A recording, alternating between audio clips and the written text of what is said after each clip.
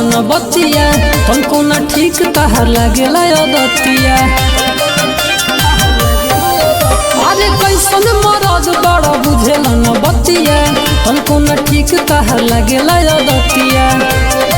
तहर सटला से पसीना छन छन छूटता। तहर सटला से पसीना छन छन छूटता। राजा गजन जानी करी मोर बदन टूटता। राजा गजन जानी करी मोर बदन टूटता।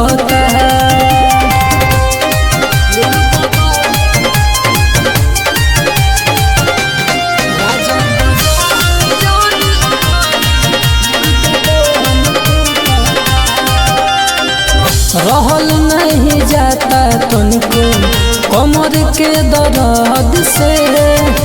अब तो आराम नहीं होखता रद से।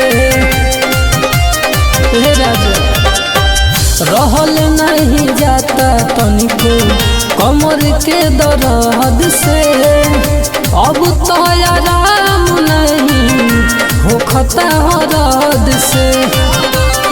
तहरा रहनिया से मान रूठता।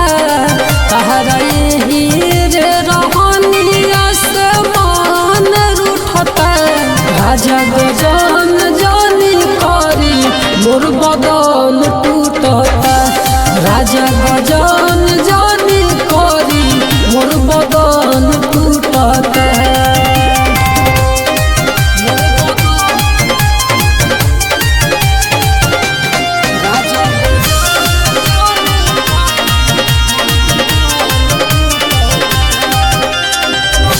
जबले बगर में तो बोले दूर हमसे रही।